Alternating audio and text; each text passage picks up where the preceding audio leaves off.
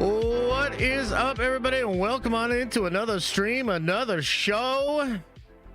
I am Josh, and this is your daily dose of the Den of Nerds. We're breaking down all the nerdy news, and man, hot off the presses, we've got a crazy topic for the main topic today. Captain America hates America. We're going to break it down.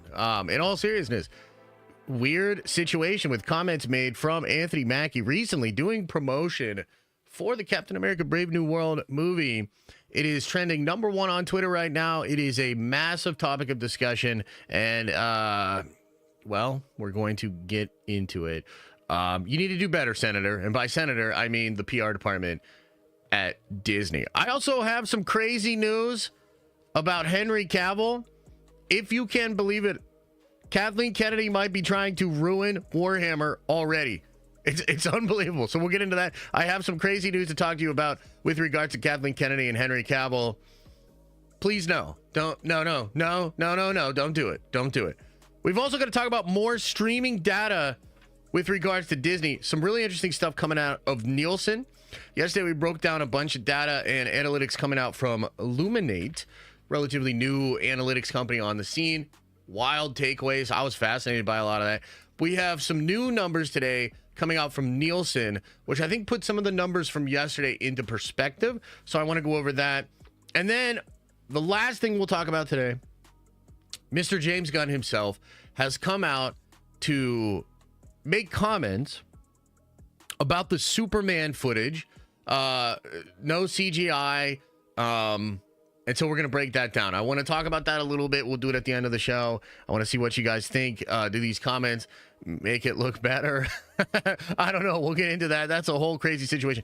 It kind of reminds me of when Christopher Nolan was saying that there's no CGI or visual effects in his movie. And we were all like, so wait a minute, you actually set those bombs off? Like, what's going on? So the context is important here. In-camera visual effects work as compared to additional CGI work layered on top of what you put in the lens and in the camera. This is like film school lingo talk. So we'll break it down and we'll survey the audience to see if we feel like it's going to make a big difference or not.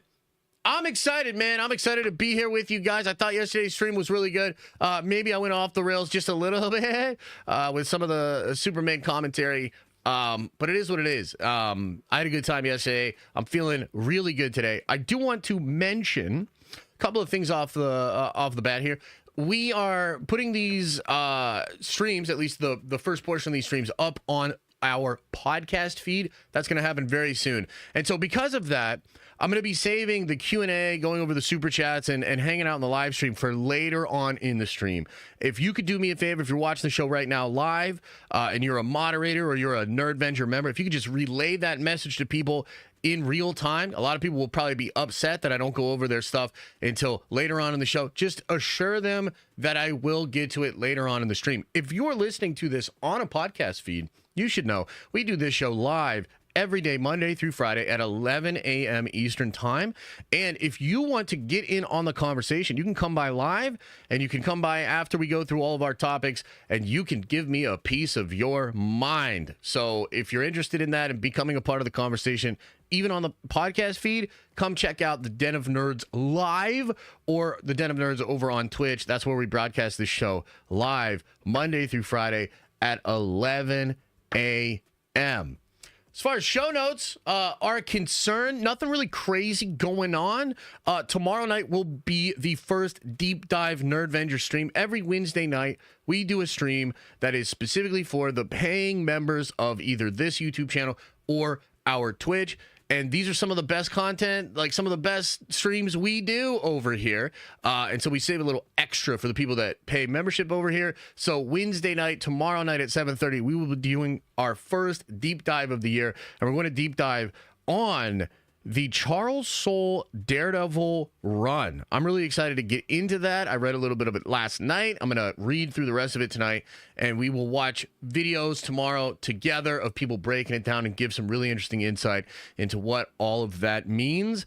The Muse character was created by Charles Soule during this run, and a lot of the elements from this run seem to be what the show has taken inspiration from when it comes to Daredevil Born Again. So if you want to get properly primed and ready for Daredevil Born Again, come on by for the stream tomorrow night, 7:30 Eastern time. It's going to be good. It's going to be good. I see a lot of activity in the chat already, and I really appreciate it. I appreciate all the support, but I do just want to say I won't really be looking into all of that too closely until we get through these different topics. So just bear with me. I will get into your topics. I know this is a hot button issue. I know a lot of people want to get their piece in, and I already saw just, this morning via our Discord, this issue has caused a big kerfuffle, I guess you could say. A lot of passionate opinions, a lot of people feeling different ways about what Mackie said, what Mackie should have said, et cetera, et cetera. So we're going to get into all of that. But make no mistake about it, this is absolutely a massive freaking deal. So let's just get into it. Let's start with the main topic of the day. Main topic of the internet, trending #1 right now, probably across multiple social media platforms. This is blowing up. Anthony Mackie currently doing a press tour for Captain America Brave New World coming out in the next couple of weeks here. And thus, he is out there promoting the film. He just made some comments that I think are, depending on how you look at them, they're super benign, not really a big deal, or he's pissing on an American flag right in front of our faces. So, your results may vary on how you feel about these comments.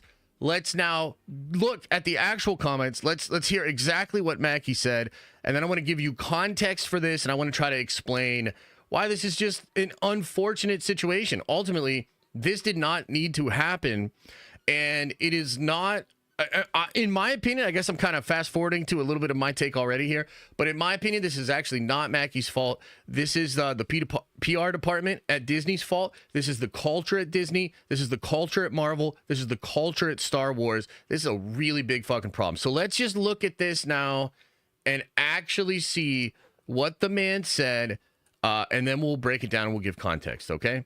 For me, Captain America represents a lot of different things, and I don't think the term, America should be one of those representations. Like, it's about a man who keeps his word, who has honor, dignity, and integrity, someone who is trustworthy and dependable. It's kind of, this is kind of like an aspect of a dream coming true. When I was a kid, all of us as actors, I believe, want to get back to that day before someone told you no. When you look out your door and you see a 5-year-old kid with a stick and he's slaying dragons to save the princess in the tower, that kid really believes there are dragons out there. That stick is really a sword and he's really trying to save that princess. And then one day somebody told him, no, there are no dragons, that's not a sword, and that princess is not there. And all of his little dreams were dashed. So, as an actor, I feel like our job is to get back to the day where we see that dragon and we slay that dragon to save that princess. And that's kind of what this movie was for me. Interesting comments. Now, a lot of people are going to leave off that back end, and I kind of understand why. It feels completely disjointed from the comments at the beginning of his statement here, but let's just listen to this one more time through. I'll sort of stop at the beginning parts of the comments, and then I'll give context to what I think is going on here, and I'll explain why this is still a big old L. No matter how charitable you want to be about this, this is a big old L, and I'll explain why. For me, Captain America represents a lot of different things, and I don't think the term, America should be one of those representations. So that's it. I mean, that is as simple, and I mean, those are the comments. That's what's blowing up right now. So I want to put this in context for you. This is a guy who's playing a character called Captain America, and what he just said. I mean, let's listen to it again. It's really short. Let's just listen to it again. For me, Captain America represents a lot of different things, and I don't think the term, America should be one of those representations. So Captain America represents a lot of different things. I don't think the term America should be one of those representations. I mean, that's wild. That's a wild thing to say. Now, if you listen to the rest of the comments and stuff, like here's like one of my big issues with Mackie, okay? Because I've seen Mackie give various interviews throughout the last 5 to 6, maybe even 7 years. I actually like Mackie as a dude, and some of his comments, like he made some interesting comments, even I think at this exact presentation about race and about representation. And he's had some comments in the past that I thought were really spot on and kind of like an interesting insight into that whole dynamic. And it's not your like atypical, stereotypical kind of like left-leaning talking points. Like, no, this is an insightful dude that actually like thinks about these things, has experiences, and has empathy for humans. He's a thinker. And I think even this question, the way he answers it, I mean, you can't really deny how bad that first part of the comment is, but then he goes on to speak to some stuff that I think is truly relatable and good. You know, talking about the passion and the imagination, what that story, he's like getting into like metaphysical ideas of story and like what it was like for him to return to that place, represent that rather than representing the idea of America, right? But the thing is, none of that really matters because he just said that America should not be one of the things that Captain America represents. That's essentially what he said. And maybe it was a bit of a word salad, but he should definitely not have said that. And if he did say it and he had any kind of an awareness of like how that could be misperceived or misrepresented, he should have corrected the statement. Okay. And the reason is mostly because of the way the internet works and because of the current state of the world. This is, and you guys did not see me talk about this first. I can almost guarantee that. I didn't make my comments until like much later at night. Maybe I even made them this morning. I don't even remember. But this obviously happened and it blew the fuck up. And you probably saw this thing plastered all over the internet from basically the usual suspects of culture warrior channels, right? A bunch of right-leaning channels, right-leaning commentators are taking these comments and weaponizing these comments, okay? Now, on the one hand, is that a bit disingenuous? Sure. But, dude, that's just the state of the world. That's what it is. So you just gave, basically, this is what I would say to Mackie. You just gave all of your detractors and a bunch of people that legitimately want to hurt this movie, you just gave them a silver platter and a ton of ammunition and the guns to point at your film and do some serious damage. And I don't know if we'll ever be able to like tangibly figure out if there's a direct correlation between the comments that he made, the imprint it makes on social media, and the exact damage done to the actual box office, right? But like, if you're seriously a person out there that thinks it has zero effect, like, you're just naive. You're naive and you're not actually paying attention to what is going on in the state of the world. I don't get political on this channel. In fact, we have a harsh zero politics rule just because I can't stand the way people get so heated and, entrenched in dogma on both sides of the political spectrum. I don't like it, but you also can't deny that that is the state of the world. That is how this shit happens. If you look at what just happened in the American election, I think it was kind of a eye-opening thing for a lot of different people to see that despite all of the things you might see on social media, despite the narratives you might believe because of what you experience on social media, there's a whole bunch of people that just don't see it the same way as you, and that's pretty much all you need to know. In this situation, exactly, it just comes down to business. This isn't a political thing.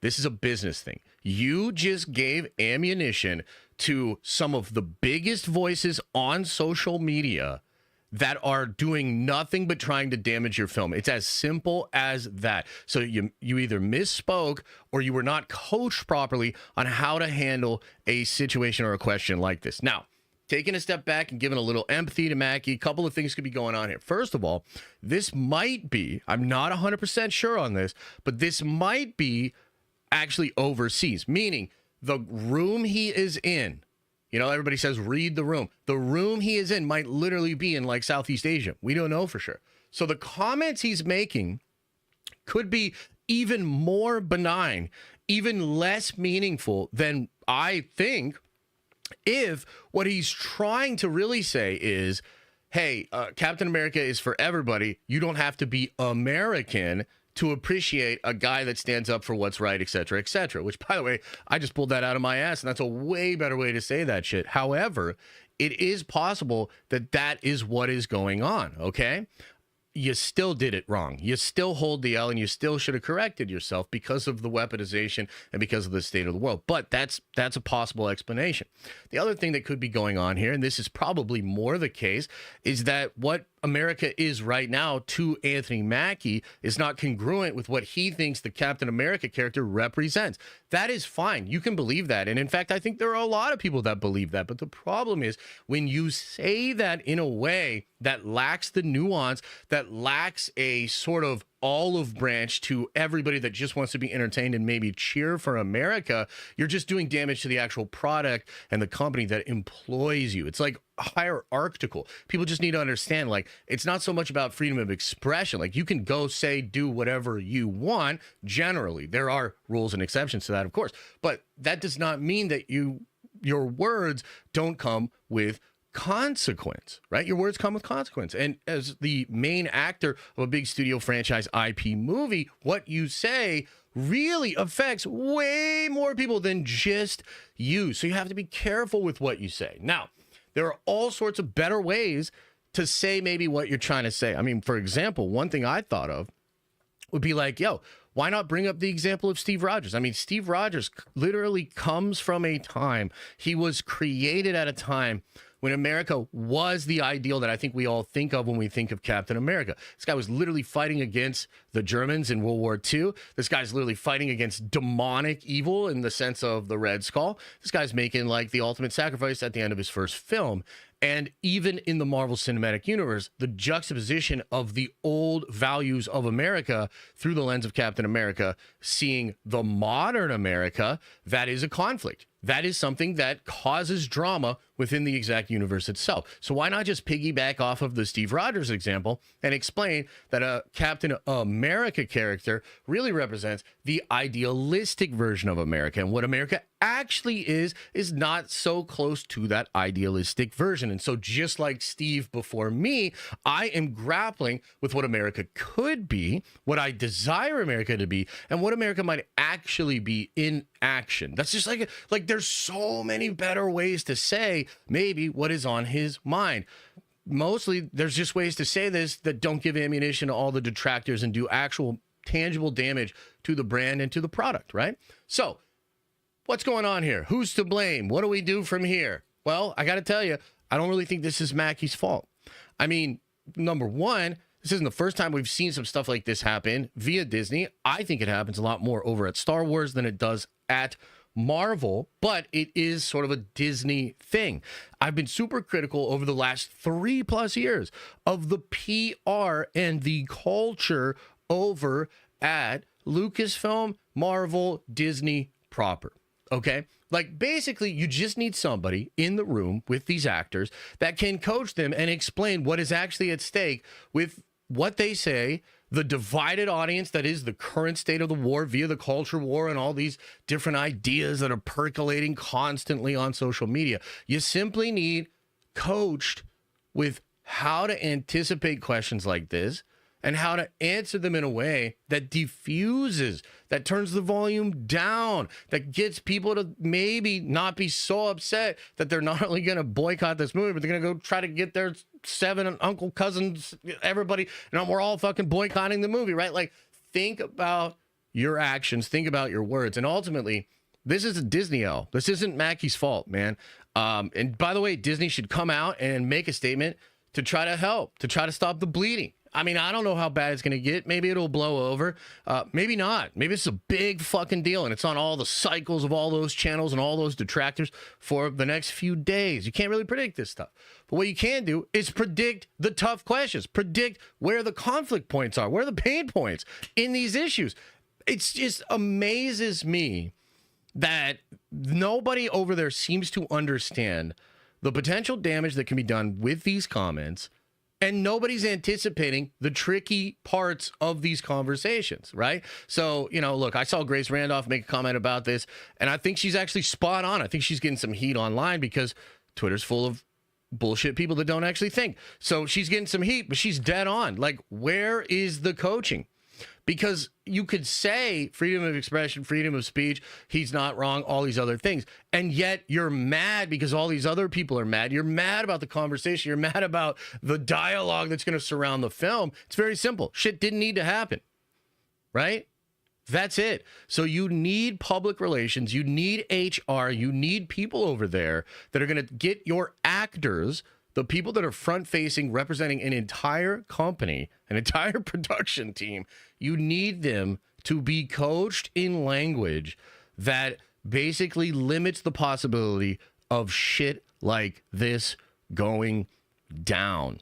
I think maybe the answer is more conversation, not less. Like, I can't diagnose like this exact situation and this exact problem. I don't really know how bad it'll be. We're just going to have to wait and see. But again, it's trending #1 right now.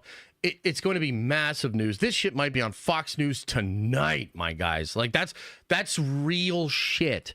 And so, I don't know. I would immediately make some kind of rebuttal or make some kind of statement, make it really fluffy. I love all Americans, you know, call up Michael Jordan, see what he would say about it or whatever, because it's ridiculous. So, ultimately, that's kind of my take on it.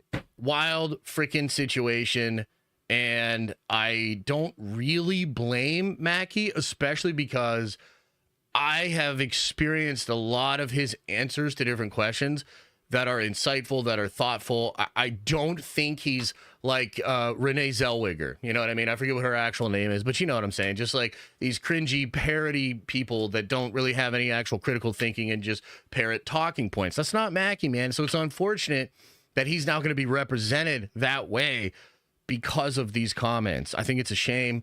And I think it's ultimately Disney's fault, right? So that is the situation. That is my take. I'm absolutely certain half of you hate what I just said, and you think it's absolutely wrong, and I'm horrible for bringing it up. And I think half of you think that was super based and a great take, and so you're all really excited to tell me what you think about that. We will get into that at the end of this segment. I'm looking forward to seeing what you guys have to say. Lot of stuff. Lot of stuff with that one. Abso-freaking-lutely. But now we're going to pivot. We're going to pivot right into some other stuff that I think is way more important that a lot of you guys will hopefully think is important too. Okay? So, can we talk about how, I mean, we got to talk about this, right? Kathleen Kennedy might actually be trying to destroy Warhammer already. Yes, it's Warhammer. And yes, it's really important. Everybody's all mad about some crazy stuff that Mackie said. You guys don't know the real shit. You don't know what's really important, okay? And that has to do with Kathleen Kennedy trying to ruin Warhammer already. So what am I talking about here? Well, it just came out yesterday for My Time to Shine Hello, and I'm so mad. It just came out yesterday that Henry Cavill himself is in discussions with Lucasfilm about doing a role in Star Wars. What the hell? Oh my God, I absolutely hate it. Hey, first question I want to ask the chat. Do you think this is a W or an L? Do you like this? Do you hate this? Let me know in the chat. I'd love to get a sense of how you guys actually feel about this. But I have to explain why I hate it, okay? So, you know, I'm not even going to try to dance around it. It all has to do with Warhammer. So, to me, the idea of Cavill, I mean, he's got a couple of big projects on his plate right now. I think he's doing a Highlander thing. I think he just got done doing some big thing with Guy Ritchie that's outside of The Gentleman. I think it's something else. So, you know, Cavill's got some things going on. Star Wars, though. Star Wars. I mean, you know what's going on with Star Wars. It's dead. That's what's going on with Star Wars. It's fucking dead, okay? So we talk about Star Wars. We talk about some of the Star Wars news. You know, Sean Levy's doing Rey movies. Rogue Squadron might be back on The main villain of the Mando Grogu movie is like Jabba's son and some weird bounty hunter guy from Dave's animated shit that wears a big old hat so he can't fit through doors. You know, the Star Wars news is kind of sad. It's kind of pathetic. It's kind of whack. Ryan Gosling in Star Wars, like, what? Okay, I guess. Henry Cavill, what are you thinking, my brother? What are you thinking? On the one hand, I don't like it because I think it's legitimately bad for Cavill. I think Star Wars is not doing great. And I think we're at a point in Star Wars where a lot of people are turning shit down. Like, I'm just going to be real. We haven't heard too many of these stories, but I have. I think Star Wars is going after a lot of people. And I think a lot of people are like, no fucking thank you. So, number one, I'm like, Cavill, don't do it, man. That's going to be bad for your brand. It's going to be bad for your stock. Where they're going to put you in a movie where Rey is scolding you for 2.5 hours? No, my brother, don't do it. So the first thing is I just think it's a bad idea. But the second reason, the big deal here is like, you're supposed to be building the next big thing, my guy. Warhammer. Hey, Henry, do you not know that I'm starting a whole new podcast and putting a bunch of my personal energy into figuring out how to make content for the next several years leading up to the Warhammer Cinematic Universe? Henry, don't you know that Warhammer is the next big thing? I know it. Don't you know it, Henry? Oh my God, my brother in Christ. You can't do this to me. You can't do this to me. You can't. This would be like training, doing training camp and saying you're going to rebuild the Boston Red Sox and like, oh, dude, shit's going to be so awesome for Boston in the next couple of years. Can't wait. And then all of a sudden you sign a deal with the Yankees. Like, what are you thinking, my brother? You can't do this. Number one, you don't have enough time. I'm sorry. You know, yes, it's probably possible that this movie would never happen and get pushed to 16 years from now and have 30 different directors. Sure, maybe. But also, let's say somehow Kathy figures out how to greenlight movies that actually happen. Then you're wrapped up in a whole fucking Star Wars movie, and they're not going to have you do a small role, man. They're not going to have you do a small role. They're going to have you do a big role, and they're going to take all of your time. They're going to take all of your time and all of your energy, and you're supposed to be building the Warhammer thing, my guy. Oh, my God. I can't believe it. This story is driving me insane. Like, I know we still have a bunch of Star Wars fans in here, and I know a lot of you are like, there's still hope for Star Wars. You're fucking wrong. It's over, okay? I don't know how else to say it. It's over. It's cooked. It's burned. There's no hope. Zero hope. Rebellions were built on hope. Fine. Star Wars, not. No. Wrong. Over. Done. Get the fuck out of here. So I don't want Cavill to be doing Star Wars, and I can only surmise that Kathleen Kennedy, with her weird Sith-like powers, has realized that the greatest competitor and the thing that'll finally put the flailing franchise that she took over into the ground is Warhammer. And so somehow I can't help it. This feels like some sick steed chess bullshit move to get Cavill to be preoccupied, to put him in Star Wars, to have him hold a lightsaber. And no, it's an absolutely terrible thing. I hope it's not real.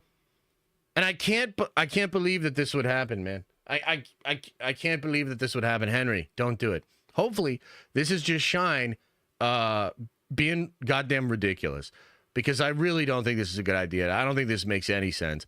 There's so much to do with Warhammer.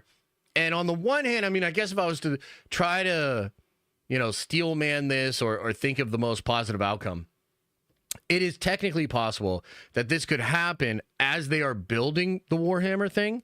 And then if it's somewhat successful and you have Cavill on a big promotional tour for Star Wars in a movie, he could technically use that platform and all of the attention to drive people to Warhammer, which would be absolutely epic. So if this happens to be some crazy 6D move from Henry, and maybe Henry's like, yo, I can get all these Star Wars fans and all the anti-Star Wars fans who will watch all the promotional material, et cetera, et cetera.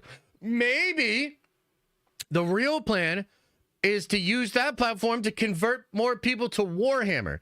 And if that's what it is, it gets my seal of approval, and I think it's a good move. But otherwise, I think this shit is terrible. Don't do it, Henry. Please, God, don't do it. Don't do it. What do I have to do to make sure that you don't do it? For the love of all things, Henry, don't do it. Okay. So nice little segment there on Henry Cavill and Warhammer and whatnot. Guys, let me know. Let me know what you think about that. But we're gonna get right in to the next topic here. And the next topic, I know this is a channel where we talk about like Marvel and Star Wars and Warhammer, mostly Warhammer. But we're gonna have to pivot into talking about Bluey. Okay. So, just yesterday, we talked about some very interesting data coming out from a company called Luminant. And Luminant's like kind of like a new analytics company, a Nielsen, so to speak, out there doing reports of viewer data, et cetera, et cetera. And one of the things that's wild about Luminant was data of the 2024 numbers for the big IP and the shows that went out on Disney Plus. We broke this down yesterday, which, by the way, just a small side note here. I saw all these people bringing up that chart and saying, Acolyte got canceled. How stupid is Disney? It's the number 2 show they had in 2024. And like, I'm losing my mind, dude. Like, I'm losing my mind at the amount of people that are doing this. What? No, guys. Like, and we broke it all down yesterday. We even had people in the Discord that were like, I don't understand this, that, second, and the third. Is this real? You know what I mean? And I'm like, dude, I tried to explain this. Like, all of these numbers are ass. All of these numbers are terrible. It's not a good thing that the second highest performing show they had was so bad they had to cancel it. And I tried to show you that compared to Acolyte, you know, or other fucking shows like Ahsoka. It's bad. It's real fucking bad. Okay? Now, to add into that, I did see some numbers that were quite interesting, like the Fallout show, for instance. According to Amazon, Fallout did 7.6 billion minutes watched, I believe, which, you know, rounded up 8 billion minutes watched in the time period that it was out in 2024. And the thing that's interesting about that is that's obviously very good. It's about 2 to 3 times what even Percy Jackson or The Acolyte or, you know, any of these other shows. It's about 2 to 3 times what the Disney Plus shows are doing. So to put that in context, like what it means is like Fallout comes out. It's a big hit for Amazon. It's a show that I don't think has quite like gotten to the level of maybe like The Boys, some of these other really, really big shows that are out there, The Last of Us, House of the Dragon, etc. But 7.6 billion minutes watched is super impressive and about 2 to 3 times what some of the biggest IP shows that Disney Plus put out have done. But this right here, we're going to talk about Bluey now. This right here is this is some mind-blowing stuff. Okay, this is really going to put things into perspective for you, okay? This is really going to put things into perspective. So the number 1 show on all streaming platforms, and by the way, this is according to Nielsen. Nielsen, very good, very reliable. The number 1 show on all of streaming is Bluey. I mean, we knew Bluey was big, but I don't know that I knew it was this big. It almost has the least amount of episodes on this chart, too. Technically, Young Sheldon has fewer. But, I mean, look at this. Grey's Anatomy has 439 episodes. Bluey has 154. Okay? Now, these numbers are crazy. Let's just rattle off some of this stuff. But it actually speaks to some really interesting stuff with regards to entertainment in general. What are people actually watching, okay? So, number 1, Bluey, 55.6 billion minutes viewed. So we just talked about Fallout. It's like 7.6. Okay? So like you got 7.6 and then you have 55 billion. Okay? Grey's Anatomy, Hulu, Netflix combined 47, might as well be 48 billion. Family Guy, 435 episodes, 42 billion. Bob's Burgers, 280 episodes, 36 Might as well be 37 billion. NCIS, 35 billion. Young Sheldon, 32 billion. Big Bang Theory, 29 billion. By the way, that's on Max.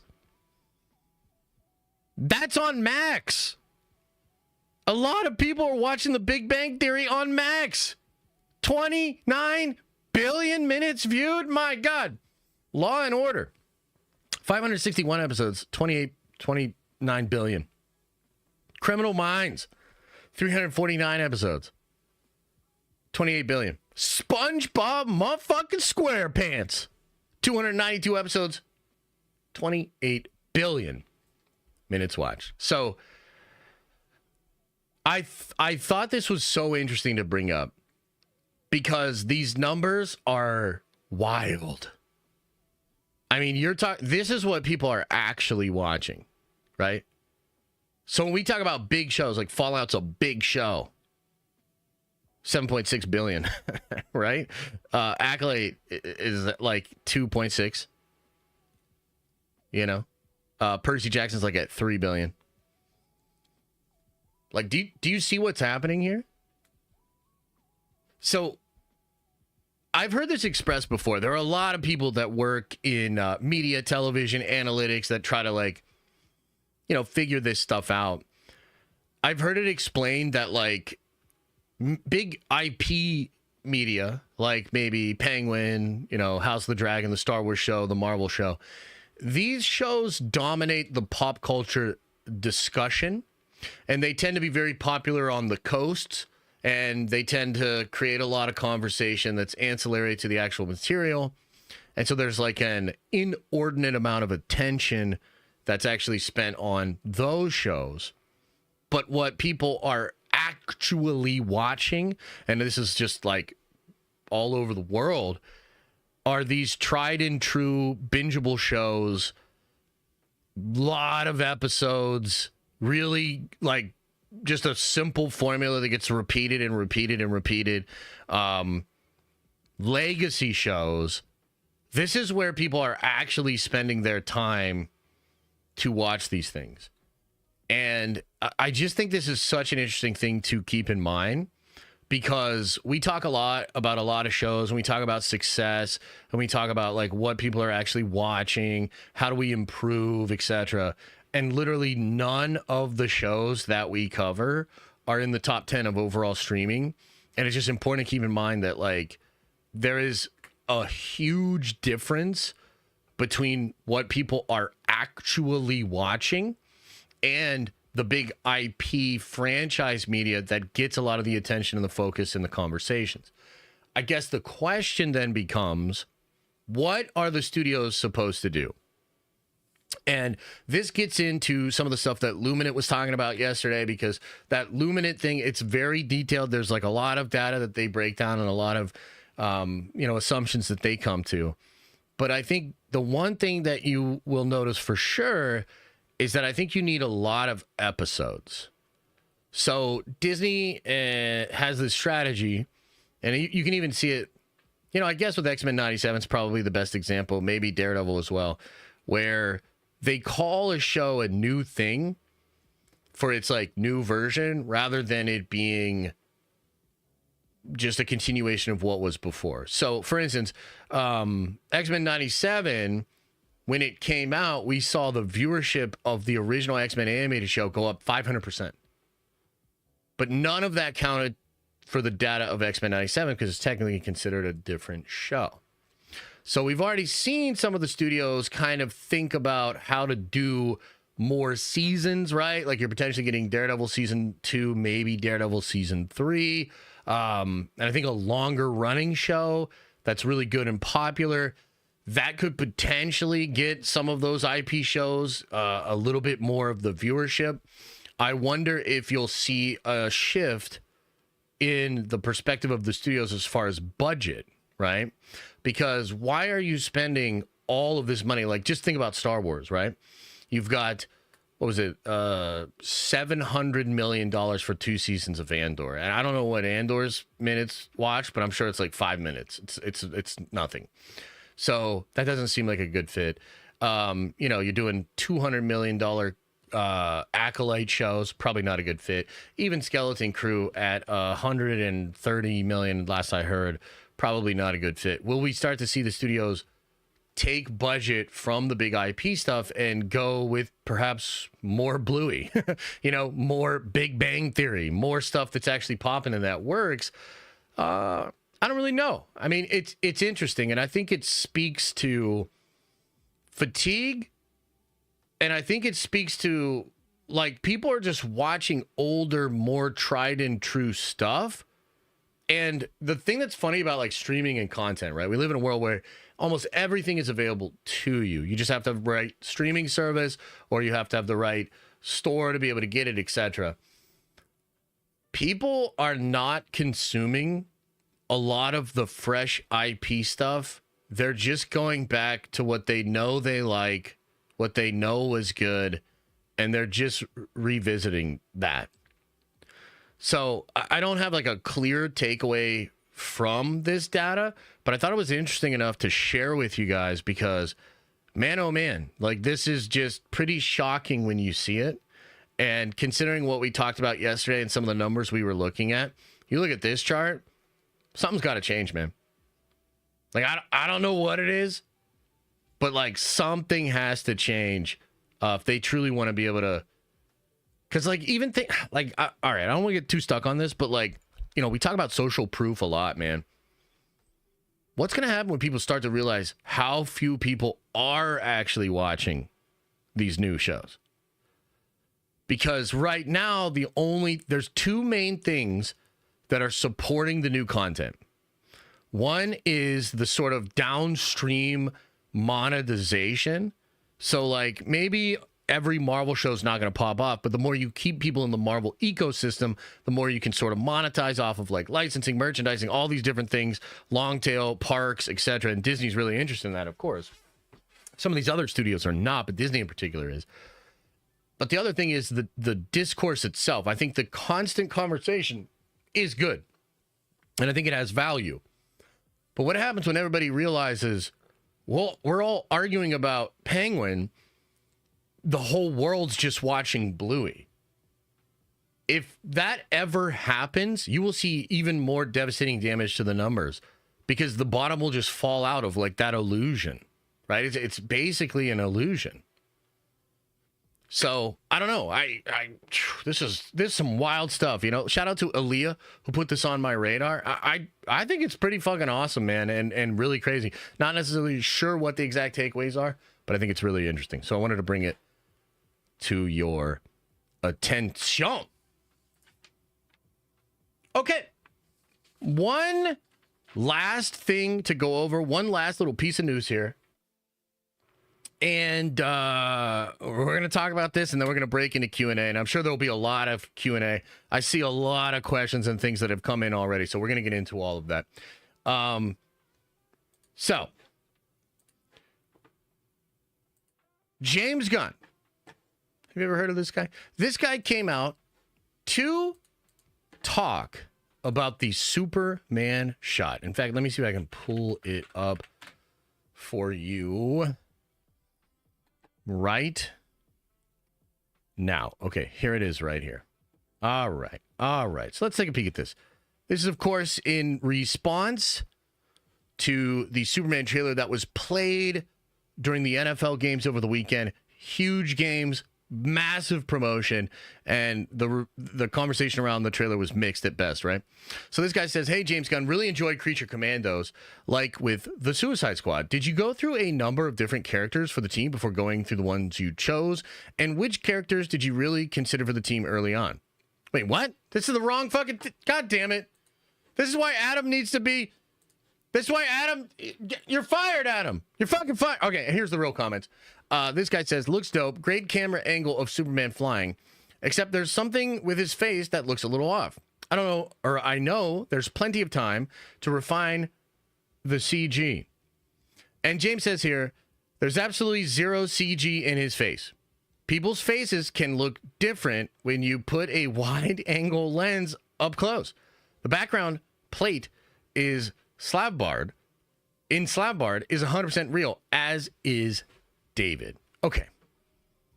Okay, let's break this down. So, a lot of people, and now, by the way, I did not actually say this specifically in my comments, but Grace did. Grace said something like, there's got to be something wrong. It's just bad CGI and they can fix it or whatever, right? And then, so it kind of felt almost like, look, that's a narrative out there, and Gunn is trying to weigh in on this. And so he says there's absolutely zero CG in his face. People's faces can look different when you put a wide-angle lens up close. The background is real, and so is David. Okay. So, on the one hand, okay, thanks for the clarification. On the other hand, it doesn't matter. It looks bad. And also, like, the idea of taking the body, the face, and the background and putting them together and yet saying that it's not CGI, this is weird to me. This rings a lot like when Nolan was claiming there's no CGI in Oppenheimer, right?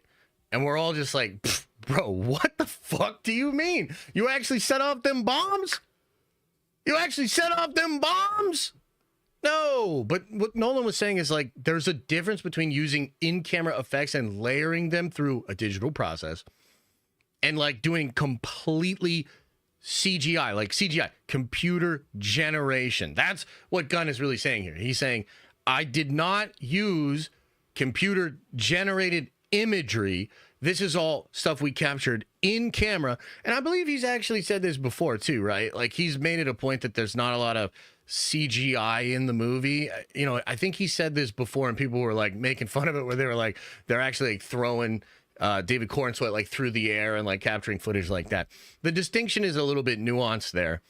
But I mean, to me, and I say this with as much sincerity as I can muster, like, it really doesn't matter, James. Like, it's weird and you need to fix it. Like, you need to maybe put some CG over top of his face or try to blend it together to make it look better. I saw a lot of people in this discussion sort of saying that in a rebuttal, right, to it looking uncanny, they're like, but it's all practical.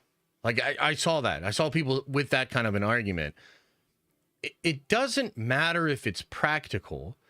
It matters what it looks like to the human eye. When you go to actually animate somebody, I brought this point up before, but I went to art school. I went to film school, right? And so we did a bunch of these different things. One of the things that's really interesting about animation is that if you were to actually animate every single frame of what a human does as they walk, and then you were to play it in front of a human eye, it would look weird. It looks uncanny. It looks unnatural. So they actually remove frames out of the animation to make it look more natural to the human eye. I believe they call it animating on ones or twos, and it has to do with the frame rate. The point I'm making is like, it's such an absurd thing to say that like in rebuttal to it looking weird, you're like, but that's actually how it looks. It's like, brother, that doesn't matter. It looks weird. And you did use digital effects to layer it all together. And the way you use those digital effects looks weird. Like, I don't understand why, like, this isn't really a defense of anything. And I don't know, like, is this really going to make people feel better that people's faces look weird when you put a lens up close? Like, he's literally admitting that it looks weird, but he's trying to say that it's okay because it was shot with an actual lens and there's no CGI on it. I just think it's a weird comment to make. And I personally think that there's still VFX problems here. And I still think that Jeff Snyder was onto something with the VFX. It's not just this shot, but it definitely is this shot. And I would just say, like, brother, it doesn't matter. You better put some CGI over that and fix it, right? So, like, this idea of mise en scène or verisimilitude These ideas do not come from it all being shot on either location or on set, whether or not it's shot with CGI or actual puppet work or anything like that. It has to do with the world feeling real to its own sense of reality. And Superman looks uncanny and not great. And that's not going to help the movie if it continues to look like this. And I do think a lot of people are divided about it. So I wanted to bring this up because, number one, it's like a rebuttal from James. It's kind of interesting, if you want to be as accurate as possible when you're having these debates online. It is kind of interesting to note that there is no CG in the face, that he admits that it does look weird because it's a wide-angle lens, and that the background and David are all real. I think that's good to know. But I would also say it doesn't matter. Make it look good. Make it look realistic. It doesn't matter that the pieces that go together are real. It matters what is the sum of those pieces. What does the audience actually feel when looking at the movie? So kind of interesting, and I'd love to know what you guys think about that, because I'm sure this is all throughout the movie. One last thing before I get off this topic and see what you guys have to say about it. Did you guys realize that in the Superman trailer, in that shot where Superman breaks through the glass, did you guys realize in the cell next to him, you can literally see the people holding up the light to light that sequence? Like, they didn't even CGI out the person. You can just see the person holding the light on him. And all I'm saying is, like, this movie has not struck a visual language that makes me feel immersed. And so there's, like, my biggest problem with the Superman movie is the look of it. I cannot suspend my disbelief and just get into the film because of the look. And that continues to be a problem. And if the rebuttal to that is, well, we shot it all, it's like, okay, doesn't do nothing. Doesn't do anything for me. It still looks weird, and it still looks bad. So I wanted to bring this up. This is a rebuttal. This is an ongoing conversation. Would love to know what you think about this. Do you think they should? I mean, the main question is, like, do you think they should use CGI to fix this stuff? I think the answer is obviously yes. And I will be frustrated if they don't do that, and their explanation for not doing it is like, we shot it all on lens. It's like, what? So anyway, ongoing discussion. Would love to know your thoughts on that. Let me know. Okay. All right, ladies and gentlemen, that was a lot of news. We have a lot of member chats, super chats, and comments. So let's begin getting into it. Let's break it down. Let's get into the Q and the A. I'm going to get through all these things, and then I'll check out what's going on in the chat as well. But if you want to sort of guarantee that I'll go over your comment or whatever, super chats, member chats, etc., definitely a good way to do that. Definitely a good way. Kitty Pryde better be... Wait, what? Or be recast? Heard she would want to gen swap if she came back. That's absurd, Josh. You know what's funny? I just recorded a video this morning about the X-Men stuff and the Ghost Rider stuff. Go check that out later today. It's going to be super hype. It's a little spoilery, so putting it on the main channel. But I actually make a small joke about that in that video, and there's just, like, no. Bro, no. Rossi, thank you for the rose. Braden says, no CGI on that Superman shot, so it just looks goofy as hell naturally then. I think it's so funny you brought that up so early on in the stream, and I just got done talking about it. Yeah. No, I just gave you my bit on it, but yeah, it's like, it doesn't really matter, dude. Like, it looks bad. You need to fix it. And, yeah, I mean, think about this. Y'all ever seen Sin City? Did y'all ever see Sin City? So Sin City, to me, has a better mise en scène or verisimilitude than Superman.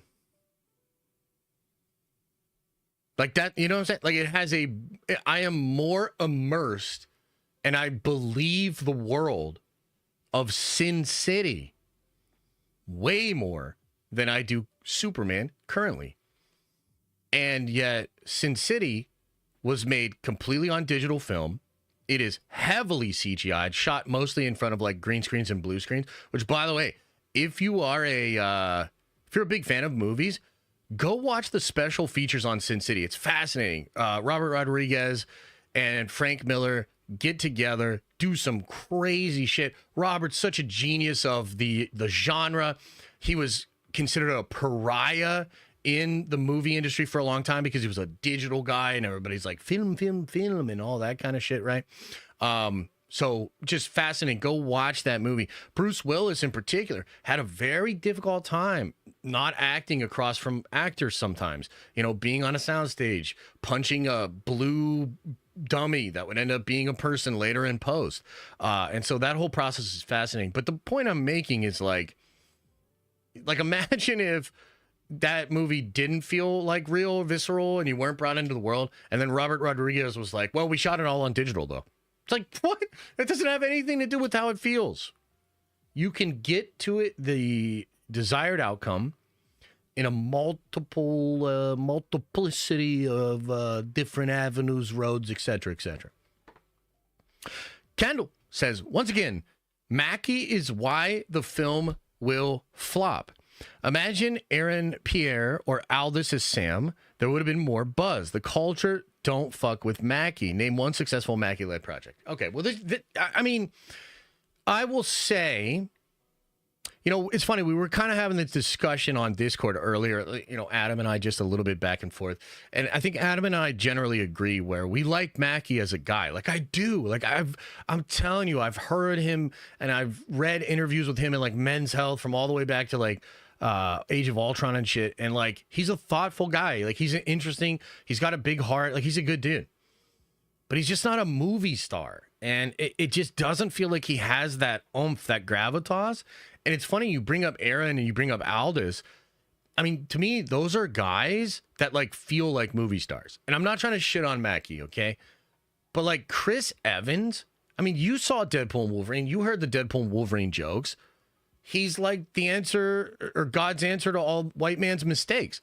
Like the dude is a fucking specimen, charming as hell. All the dudes want to be him. All the chicks want to bang him.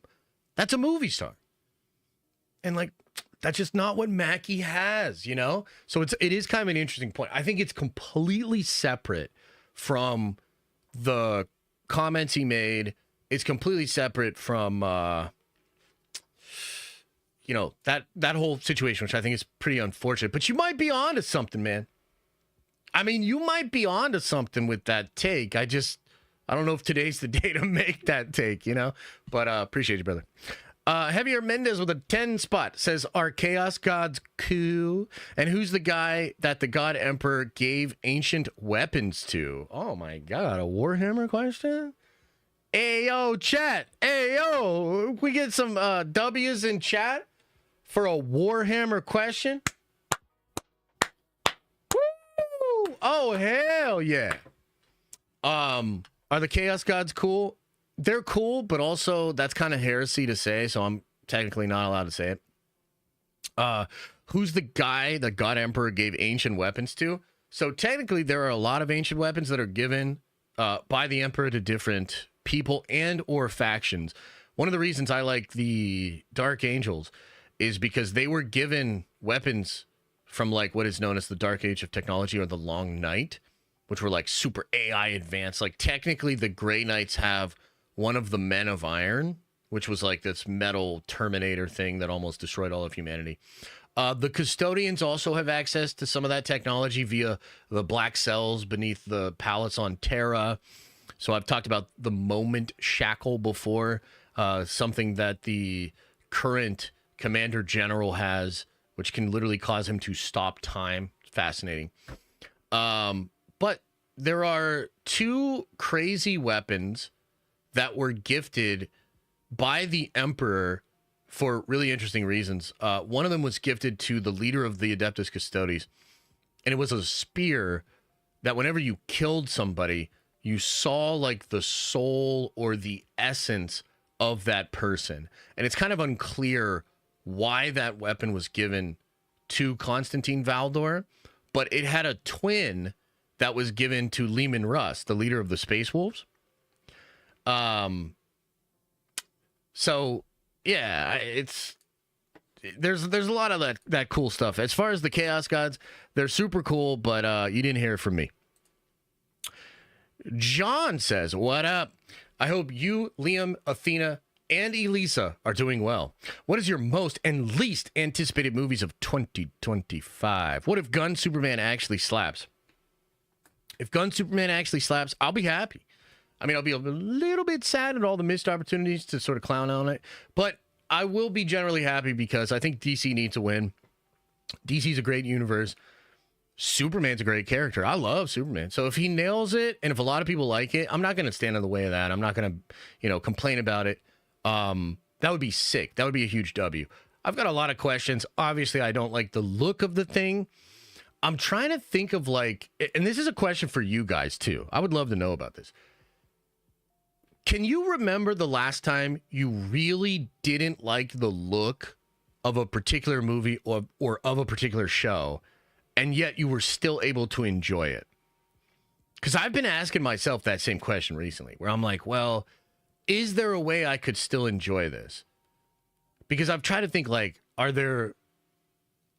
is there something else where I was like, I don't really like the look of that? Maybe that Spider-Man show, maybe. Because I don't like the look of Friendly Neighborhood Spider-Man. Some of it looks really good. Some of it looks really stiff and weird. But I think it might work. I might actually end up liking the show. There's Rebels. Okay, that's a good point. Yeah. Rebels doesn't look super great. It gets better, but yeah, it still looks super cartoony. Transformers 1, I've not seen it, so I couldn't speak to that. Fantastic Four. Ninja Turtles? I don't know, man. I mean, it's a visual medium. The look of the thing is really important, especially because the look of Superman is taking me out of it. That's my biggest problem. Invincible? I don't know. Invincible, looks really good sometimes, and then other times it looks like Friendly Neighborhood Spider-Man, Arcane. That's kind of interesting. I could maybe see that. I didn't love the look of Arcane when I first got into it, but it's fascinating. No, I still haven't seen it, Adam.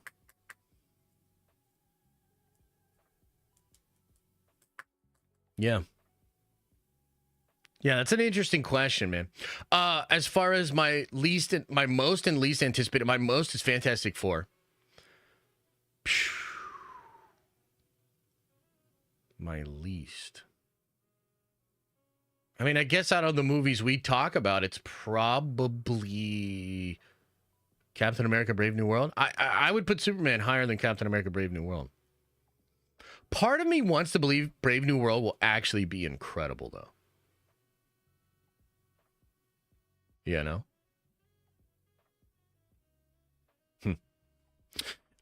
Ibze, appreciate you, brother. With a 5 spot, says apparently Cap 4 costs only $180 million and not 400 plus. Why is media trying to destroy this film? Harrison Ford, Hulk, let's go. That's kind of an interesting question. So let's break that down. There's layers to this question. Is it true that the budget is $180 million? In fact, let's just go to the polls. Let's just go to the polls right now. Let's see what the chat says. Do you believe that Brave New World had a budget of only $180 million? See what the chat says.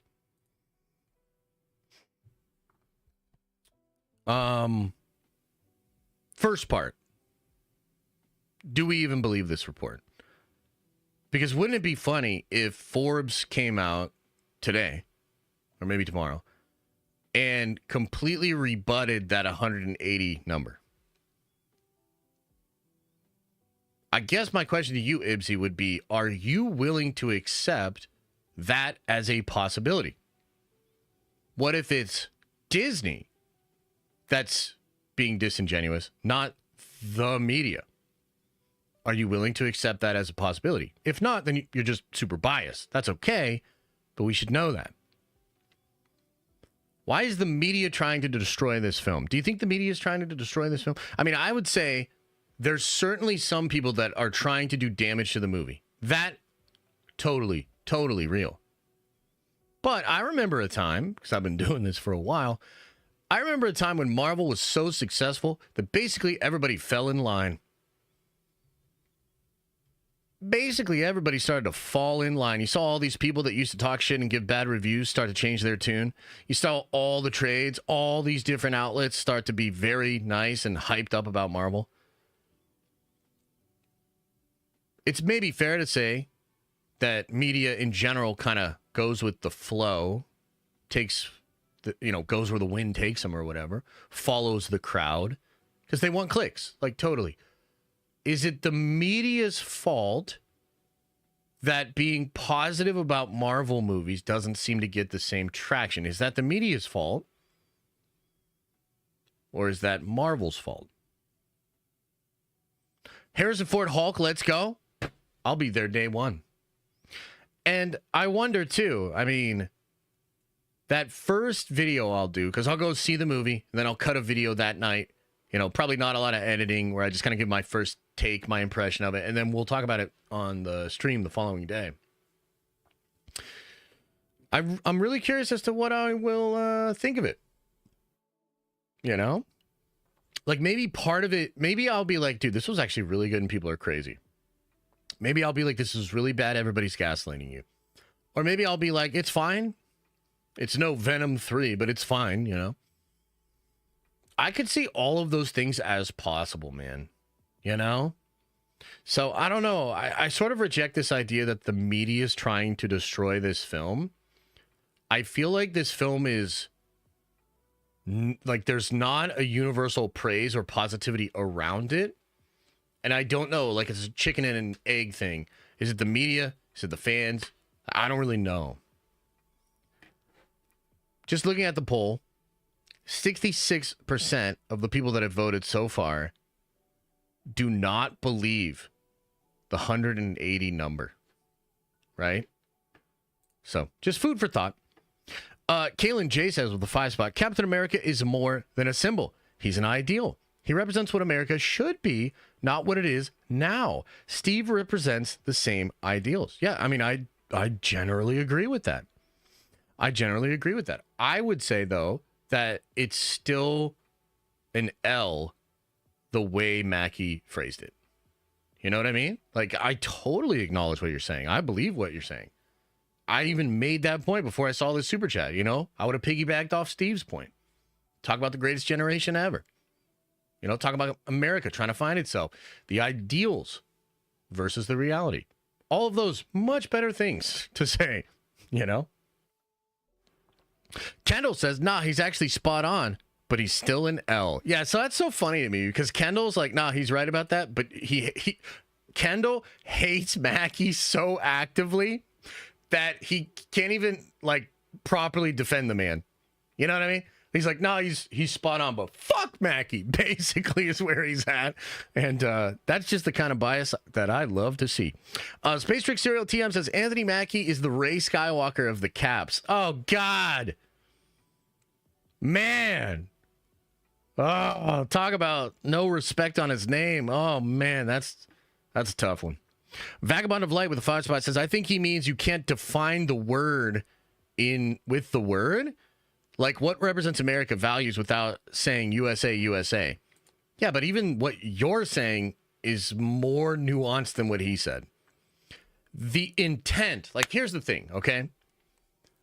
If you're being charitable and you consider what he said, you consider the full context of the conversation, and you consider the body of work that is all the things he has said over the years. If you're being charitable, like, he's not actually trying to shit on America. I think, like, I try to be fair. I would say he's not trying to shit on America. But the mistake you might be making is that we don't live in a world where motherfuckers are charitable anymore. That's not a thing. So I heard this really great analogy recently, which I think is so cool as far as, human communication, stories, how we see the world. So the words you say are like boats floating on the water. They're like the basic way to transport ideas. But everything beneath the boats is subtext and context. The subtext, the context, the intent, the tone, these are all things that actually shape and give context to what a person says. But we live in a world where if I can line the boats up in a way to make you look bad and to propel my brand or my impressions on social media, fuck context, fuck subtext. I'm just going to put your words in the most uncharitable way possible, and I'm going to put it out on social media. That is what the left does. That is what the right does. That is what all the buttholes that stand atop all the mountains, that is what they all do. Now, I don't like it, but I'm also not so naive to think, oh, I can just speak honestly about shit and it'll get interpreted perfectly. No, in fact, it will be taken out of context. That's the world we live in. That's the game we play. And so if you're a person like Mackie that represents a studio IP production, you have to be extra careful with what the boats are, despite what maybe your intent is. Right? So that's kind of my take on it. Kaylin says, it won't damage the brand. Everyone isn't on social media. Social Super Bowl promo will sell even more tickets. I think that is a naive thought, right? Like, you're basically just saying social media doesn't matter, and the promo for the Super Bowl is really what matters. And I mean, I just think that's wrong. Now, what you could say, and maybe this is something I would have believed a little bit more, the people that, like, this is an example of maybe a way that maybe this is what you meant too. The people that were already not going to support this movie are the people being the most loud about Mackie's comments online right now. Meaning, there might not be a ton of damage to the actual ticket sales because the people that are most dialed in to hear these comments and to think Mackie hates America were already not going to support the movie. Okay? That I could potentially get behind. Here's the problem, though. You're assuming that there's nothing that could have been said or done that would have changed their minds. And instead, you accept the reinforcement of their belief as not moving the needle. Is what I'm saying making sense? Did you catch what I just said? Does that make sense?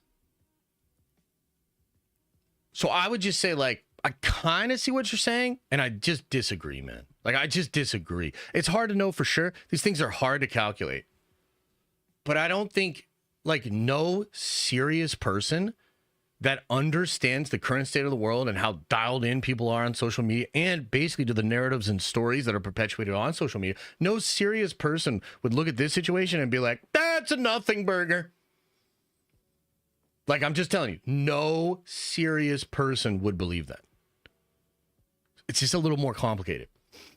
Joshua says, I'm more right-leaning, but this isn't stopping me from going to see the movie. Actors say stuff I disagree with, but I'm there for the movie, not the actor. And Joshua, brother, I feel you on that so hard. You know, part of my issue with this whole time and place that we exist in right now is like, brother, I'm old enough to remember that actors from Hollywood 99% of the time would say something that was out of touch with people that were in a small town in the Midwest. That was always a reality. It never really used to bother us. And now it's like so inherent. I think things have changed, but I think there are probably a lot of people like you too, Joshua, that are like, yeah, Mackie shouldn't have said that. In fact, if he doesn't like America, fuck him. But I'm still going to see this Captain America movie. You know what I mean? And I think you're probably right. There are a good bit of people like that. But it's also fair to say that social media has changed the landscape of entertainment. I mean, does it seem like over the past 3 to 4 years, I continuously report how in step and in touch Hollywood is? Does it feel like over the past 3 to 4 years, we've done nothing but constantly report on how gloriously successful Hollywood has been, how well they have adjusted to all of the new times, new distribution, all of that shit? No. In fact, it's like the opposite. Right? It's hard to know how much, it's hard to know what exactly is going on. But again, I don't think any serious person would look at this situation and say, it's a nothing burger. Braden says, we got a Warhammer as a mainstream topics now. What happened to this great community? Smack my head.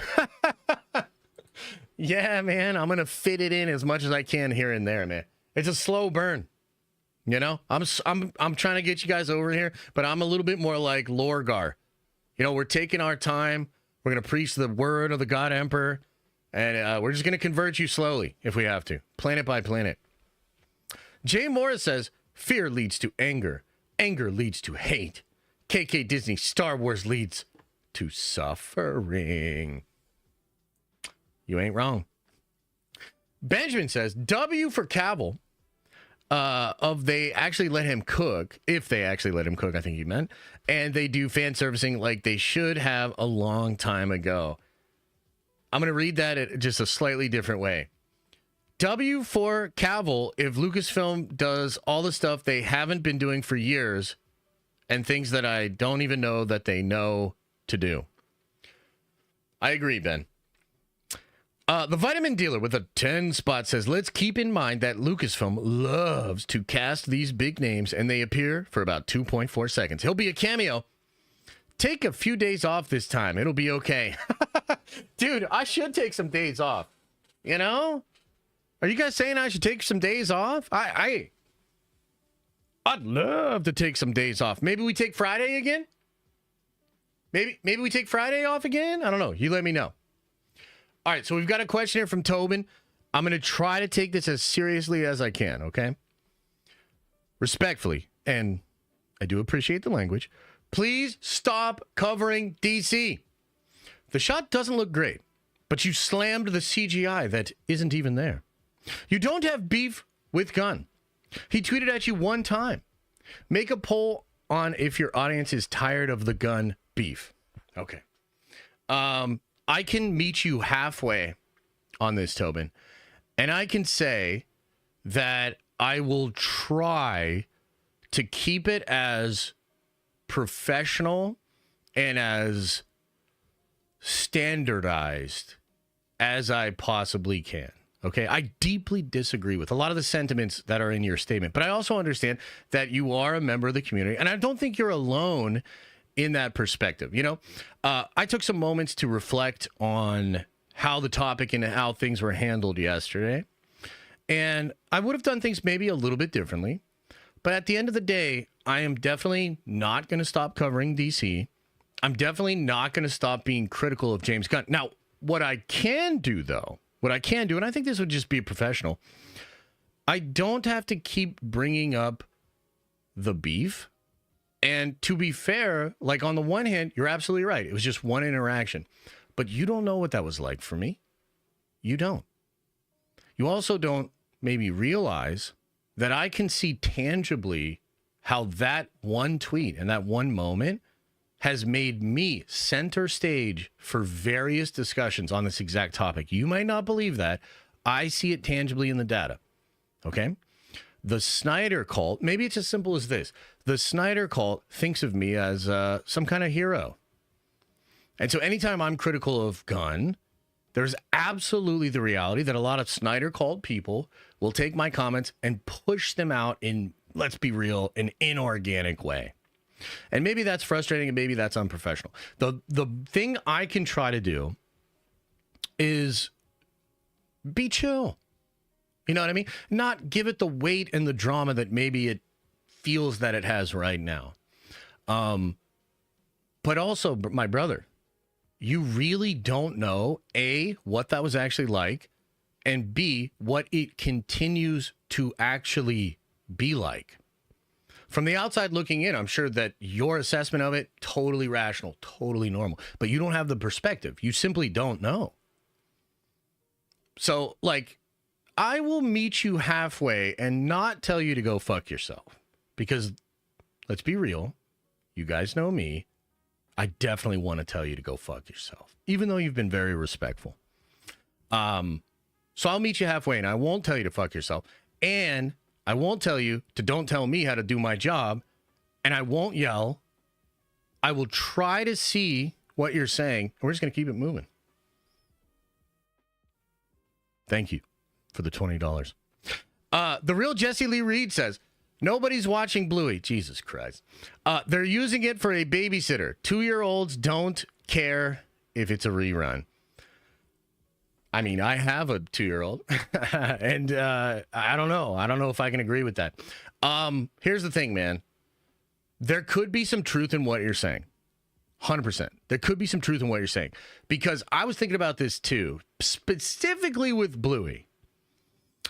Not all views are created equally. So, like, for instance, if you have millions of followers on TikTok, you probably don't even have 100,000 followers on Twitch or YouTube.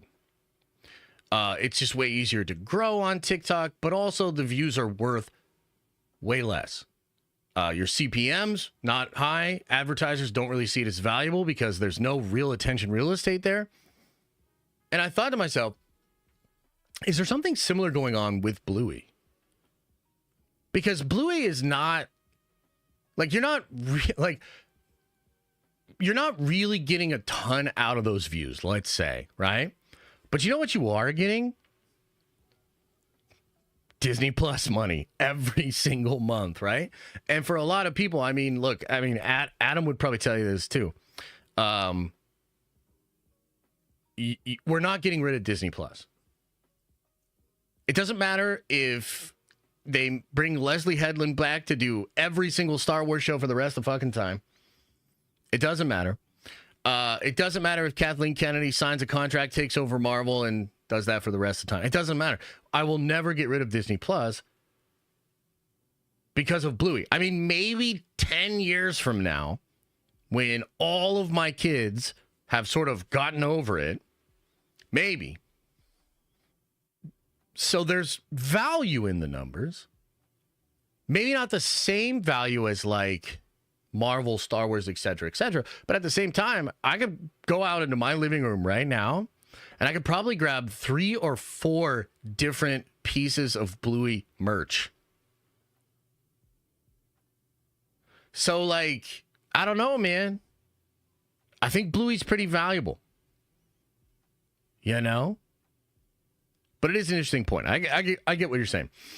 Crazy 8 says, those shows are put on while we do other stuff. Again, totally get it. Totally understand what you're saying. And there's probably truth in that. But what if that's what most viewership hours actually are? You know, these are just interesting questions. I don't know for sure. Just bringing it up. I think it's an interesting point. I'll have my take. You have your take. It's all good.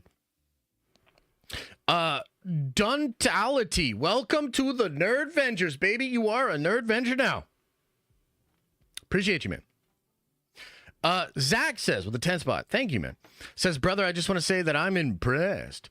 You legit sound like you belong on television. I think if Gunn wants to act like he's DC Jesus, he should make his Superman look better than the CW version. I agree. But I don't know that I'm for television. I think I'm a little bit, I'm pretty comfortable here on the internet. I think it's pretty good. I can while out and get mad at Tobin for giving me $20, even though he's super respectful. So, like, the internet's maybe a better spot for me. But yeah, I mean, I think at the end of the day, like, and I tried to make this point in the segment yesterday, the current state of the DC fandom was not created by Josh Lucas. Like, you know what I'm saying? Like, I didn't create this situation. I also didn't decide to become a part of it, although technically I am culpable because, you know, I was commenting to Gunn, etc. But I didn't decide for it to be like this. And I damn sure didn't decide that Superman should look like shit. You know, like, I really would have been like, oh, it would be so simple. Oh, but it was so simple. If Superman actually looked good, I'd just say that, you know. Appreciate the love, though. Rekalama. Thanks. Welcome back to the Nerd Vengers. Aaliyah, it's good to see you. Says, if RDJ is the Doom, your theory as to where the real Tony Stark was during the Infinity Saga in the MCU, oh, he died. It's as simple as via miscarriaging. Yeah, it's miscarriage. He was not around. Now, what's interesting about that is it technically allows for a new Tony Stark, which is kind of cool. But that's my answer. Is I think it would be a miscarriage. Yeah, but maybe there are other Iron Man out there, like maybe your Tom Cruise Iron Man. Whoo! Oh man, that would be sick. Vagabond of Light says, a show with hundreds of episodes compared to a show that has 9 episodes to watch. Of course the numbers are skewed. How is this taken into account? I mean, that's fair. I tried to explain that I think that's a part of it. But I would say there are probably many other shows that have many, many episodes that are not on that list. You know what I mean? Of course, having a lot of episodes matter, but only if people are going to watch those episodes. Like, it wouldn't matter if nobody was watching the episode. Doesn't matter how many episodes there are if nobody's watching it. Okay? But, sure, I see the point. Jonathan. Oh, boy, I missed it. Where you at, Jonathan? Jonathan, where you at, baby? Jonathan says, I would like to see the full streaming numbers of all Marvel and all Star Wars to compare. I'm sure the new seasons aren't a majority of viewership. Fair. I would love to know that information as well.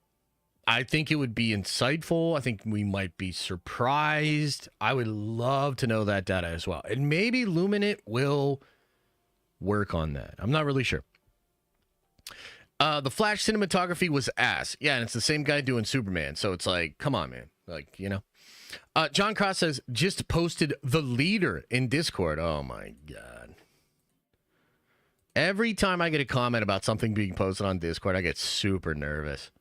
Y'all are just wild, brother. Oh, man. Okay, yeah, that's cool. Look at the leader. I actually have seen that before, but that's cool. Appreciate you. Some anime boobies in there, too. Appreciate that, too. That's cool. Don't forget Lanterns, Russos, and X-Men. Yeah, so the Lantern stuff is really cool. You know, I thought about how to fit this in on yesterday's show. I like the casting for Sinestro. I think it's cool. He's an older guy. I don't really know too much about him. Apparently, he was really good in whatever show he was in. So that's cool. People seem hyped on him. Sinestro's a cool character. I'm glad he's in the show. Now, with Sinestro being cast, it did kind of prove that those other leaks were not real, unfortunately.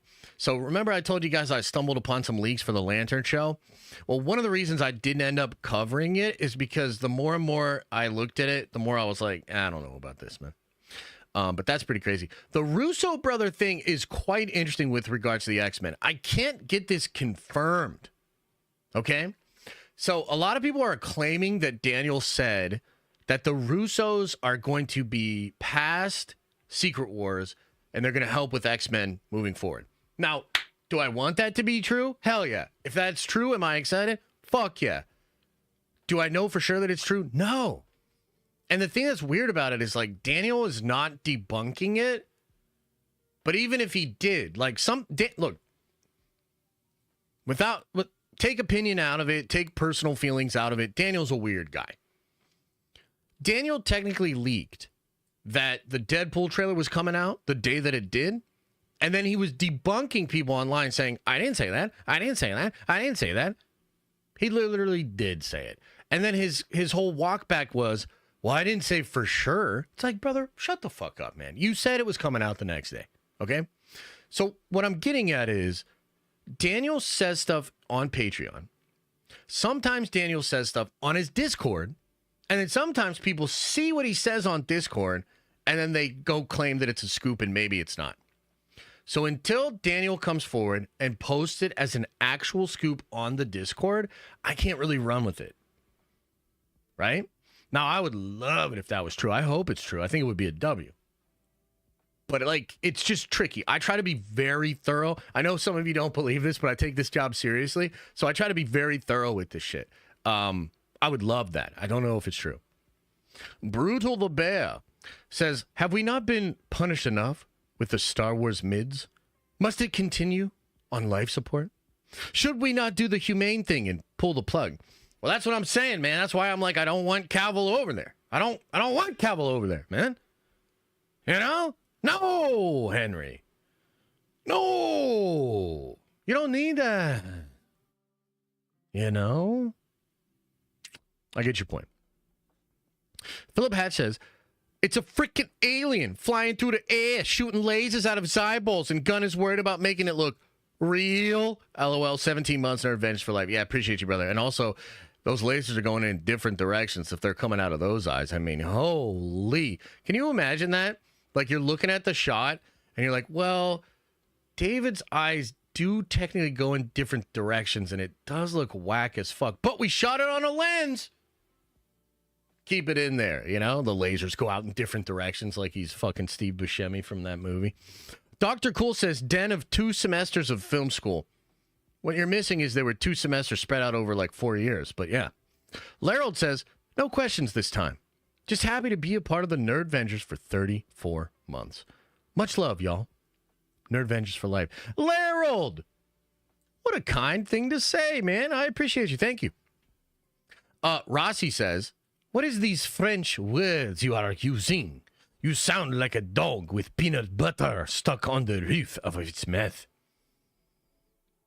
Mise en scène. The feel of the scene, I believe, or the... I don't know. I don't know what it means, man, okay? I only know the basic French phrases, like I surrender. Andrea says, heading to Philly on Thursday. Give me some cool, nerdy shit to check out. Much love, everybody. Unity, 3 amigos, smashed my head, go birds. Some cool, nerdy shit to check out in Philly.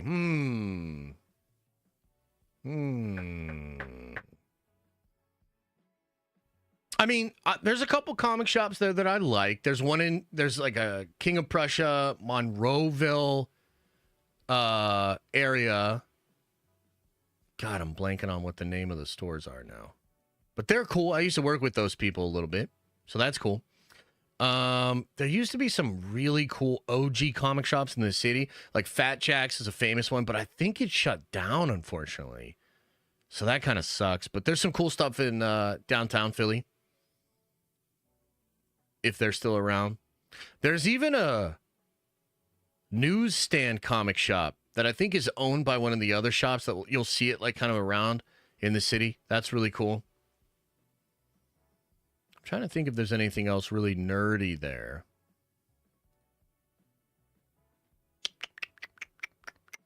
Uncanny. That's the store. Uncanny Comics. That's a cool place to check out. There's like, you know, Dave and Buster's. There's probably a barcade. I can't really remember. But, yeah, Philly's fun, man. Philly's fun. I haven't been in a couple years, but I want to go back soon. Dar Boyd says, please watch Transformers 1. It's very good. Oh, okay. Maybe I'll check it out. Cult Cinema says, of course, it's the media's fault. Everything in an age in which people can blast whatever they need to blast using social media without any integrity. Yeah, so here's my only rebuttal to that. That's how news has always been. Okay? If it bleeds, it leads. I took a journalism class in college. And one of the first things my professor said was, the news does not exist to deliver actual news to its readers. The news exists to deliver the eyeballs of its viewers to the advertisers. So do you think bias in media, attention seeking in media just started in 2016? Like, that's just crazy. That's not true. Right? So maybe it is that we're in an age where some of these things are elevated, but it's kind of always been true. You know? Propaganda is just a thing, man. You're either informed and you see it for what it is, or you're duped. That's all. That's it. That's the take. Kalen says, people don't know the difference between pickup, a reshoot, or just principal photography. I believe Brave New World's budget, $350 million, is just ridiculous. I understand the argument, and I just don't agree. I just don't agree. I mean, maybe it is only $180 million. And if that's true, good for them. And that's awesome. You know? But I don't think so, man. And I guess what I mean is this. It strikes me as odd that for so many years, so many of you have at least partially trusted that I have some idea of what I'm talking about, mostly because I aggregate a lot of information. I'm not the source of a lot of the information. I aggregate it, I compare it, I contrast it, and then I try to give you the best possible version of what I think is going on. And so it strikes me as odd that kind of out of nowhere, there's just one movie where not only me, but all of these other people that are sort of parts of the apparatus that make up the sense making that I do, all of that's just wrong for this one movie. Like, that feels weird. Like, you guys might think the hate or whatever for this movie's weird or what all these things. From my perspective, y'all are being weird. Why is it this movie that Daniel RPK is just wrong about? Why is it this movie that Jeff Snyder's just wrong about? Why is it this movie that all of these other reports for years that people have been talking about? Why are they all wrong for this movie? Why? What is it about this movie that makes you feel differently than all the other movies? Janes01 says, if the Emperor was created once through Psychers, couldn't they just put his spirit/soul in a new body? Oh my God. Warhammer question. Warhammer question. Can we get a W? W's in the chat for Warhammer? W's in the chat. Hey, I hope you're well, brother. Vito, I think it's really you this time. I actually think it was really you last time. I don't know why you don't use any of your old accounts, but it's good to see you. I hope you're doing well. Okay. Cool, Bear. Okay, let me address this question. I mean, first of all, the Emperor being created through Psychers, that's old lore, which has been retconned. That's not really what it is anymore. Some people think it's real still. A lot of people don't. But you bring up a really interesting question. Can't they just put his spirit/soul in a new body? Brother, I could do about 40 minutes on why this might actually happen. I don't want to weigh you down or bog you down with the lore, but I'll say a couple of things, okay? In Warhammer, when you die, your soul goes into the warp. That's how that shit works, okay? The Emperor, when he went to fight Horus, he took out a portion of his soul. It was the portion of his soul that had compassion, that was friendly, that loved his son. And he took that portion of his soul and he put it into the warp. And the reason he did this was because he knew if he had to face down his son in Horus, he didn't want to have any emotional attachment. He didn't want to do any of that sort of stuff. There's also this whole line of like him potentially becoming a dark chaos god, and that would be really fucking bad, etc., etc. So he takes a portion of his soul and puts it into the warp. He then tells Horus, and this is new lore. This just happened in the last year. When Horus is killed by the Emperor says something like, basically something like, I forgive you and I'll wait for you. Meaning, I'll wait for you in the warp. And then he obliterates Horus, and potentially Horus's soul is now in the warp with the Emperor's soul. And there's some evidence to suggest that maybe what the King in Yellow is really doing is attempting to learn the Emperor's true name so that he can call his soul back and put it into a new body. Oh my God.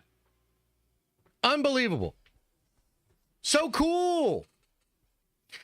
Zombie says with a 5 spot, Cap doesn't represent America, the country, or its government. He represents the American people and the American dream. Wow, wouldn't it be crazy if Mackie just said that?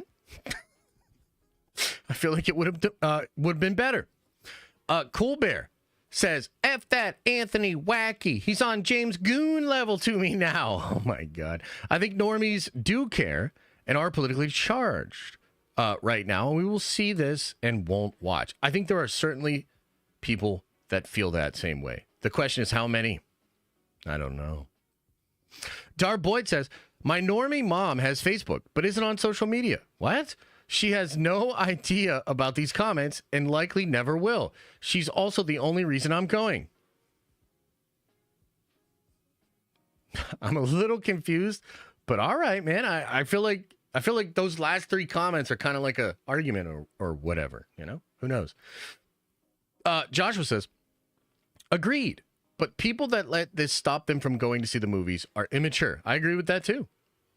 But it's also like, if you're like in business, are you trying to like coach and teach and change an audience? Or are you trying to understand and service them? No diddy.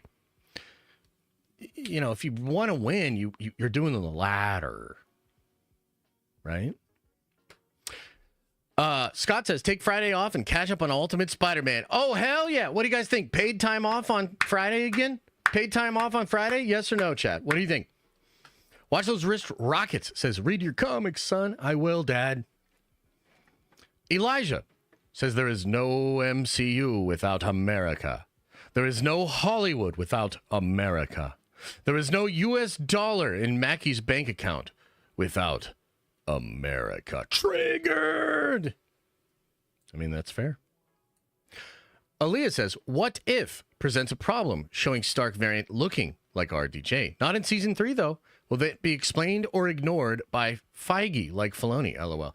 Well, so the way I would explain this is anything that branches off of the sacred timeline, which is technically like all of What If, I believe, is intentionally a branch from the sacred timeline.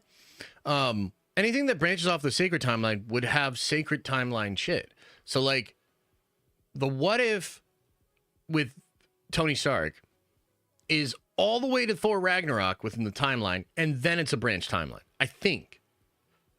So it's not like every universe in the multiverse is like from the Big Bang on. No, it's like it tends to all branch off of the sacred timeline, in my opinion. DJ Crew says, this new Superman teaser looking like it was filmed using a 360 camera duct taped to a pigeon. I agree with you, and I don't think it's good enough.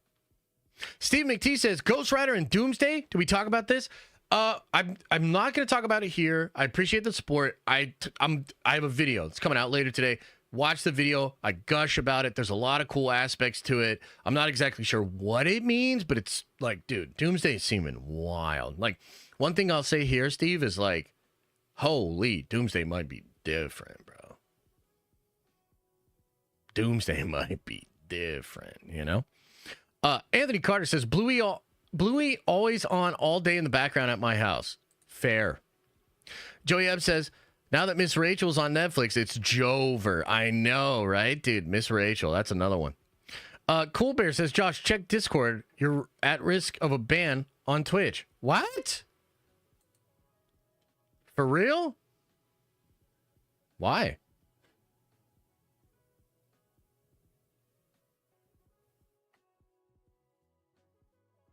Oh, you have to accurately label your stream, and I have Marvel Rivals over there?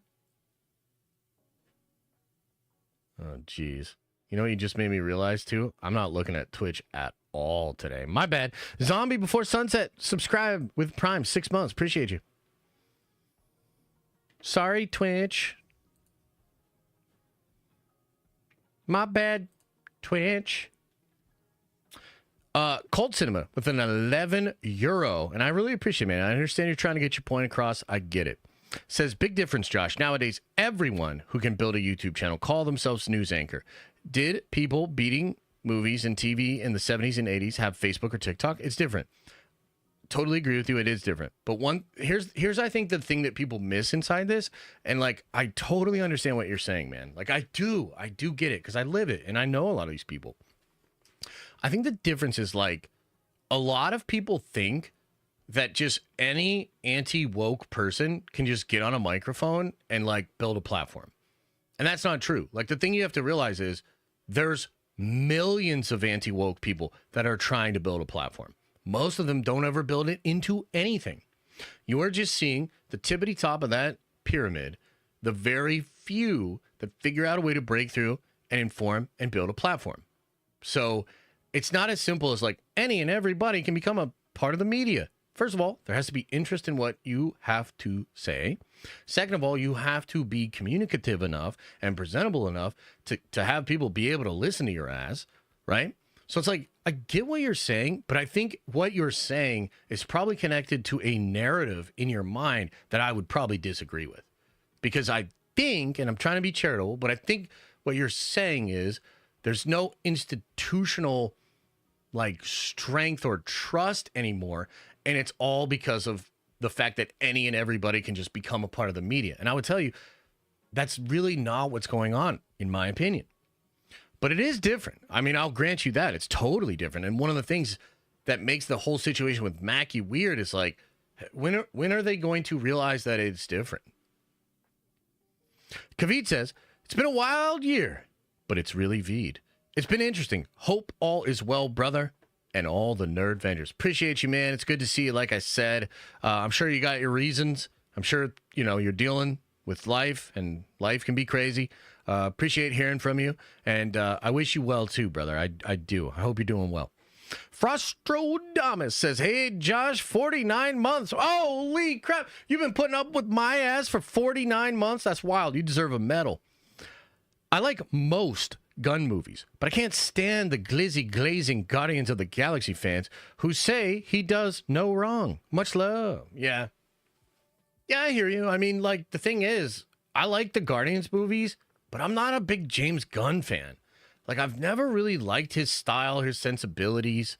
I thought the Suicide Squad was goofy as fuck. I thought Peacemaker was ridiculous. So, like, I'm just not a big fan of, like, Gunn's overall aesthetic and style. And I continue to believe he wasn't the pick for Superman. Christopher McQuarrie wanted to do Superman, So, like, I just don't think he's a good pick for it. And we keep all saying the same things. We're like, well, he did make Guardians. He's a good filmmaker. This could be awesome. But it just gets tiresome of, like, trying to do mental gymnastics to figure out a way that this movie could be good when, like, the trailer's in front of my face and I don't like it. You know what I mean? So it's just a weird situation. Vandolph the Black says, how do you think they will deal with the Tyranids in Warhammer? These dudes make alien predators look like Bluey. The world ain't ready for it. So I think the thing is, the only thing you can do with the Tyranids is just beat back the Swarm. Now, what does the Imperium do? Well, they try to fight the Swarm, and if the Swarm is winning, they literally nuke the planet and all of the surrounding planets. This is a very Imperium thing to do. So they'll literally be like, okay, here's where they're at. Here's all the planets they could travel to. Nuke them all. And then we just decimate all the life on those planets and kind of starve off the Swarm. And I think in the lore currently, that's probably what's happening, right? Because like at the beginning of 10th edition and probably during the events of Space Marine 2, there's like 2 swarms of Tyranids that are coming towards Terra, but like they're going to be dealt with, and that's probably how they will be dealt with. But they're cool, man. They are very cool. Joshua says, not defending Mackie, just think people are overreacting. Totally. Brother, I get you. I think people get you. Kaylin says, if RDJ is Victor, he will be in prosthetics. So here's my only question to you then, Kaylin. Because I've seen this before. And I would ask you just a simple, logical question. What's more likely, right? Your example, where Marvel Studios just said, you know who I think could play a great Doctor Doom? Robert Downey Jr. But of course, we'll use prosthetics because we don't want him to look like Tony Stark. So what's more likely? Hey, appreciate you, Tobin. What's more likely? That they said, that's the best guy for the job, as long as we make him look differently than he looks, and not the character who he played, that's the most popular character in the world. Or that they want to use the fact that he was the most popular character. What's really more likely? You know what I mean? And I feel like a lot of this stuff with RDJ's Doctor Doom is just solved with Occam's razor. I feel like some of you, like, I don't know, some of the ways that you guys get to like your conclusions about this, you have to go through mental gymnastics to like make it make sense. RDJ would just be playing RDJ by your argument. No. You use the fact that he looks exactly like Tony Stark, and you use that. What does it mean to use that? You create story that makes that fact actually a shocking reveal, something really interesting, a mystery that we didn't even know was there. I mean, I've said it a million different times. Until somebody presents an idea that's makes more sense to me, I'm going to hold on to my theory. You know what I mean? I don't know. Dusty says, member for 12 months, Josh, 5 a.m. here watching the stream. Appreciate you, man. I really do. And then Tobin says, W responds to my super. That's why I love this community, even when we disagree. Keep it going. Much love. Hey, I appreciate it, man. And look, like, again, I totally understand it because, like, look, there's multiple things going on here. Like, if I could go back in a time machine, I just probably would not have made that comment to Gunn, period.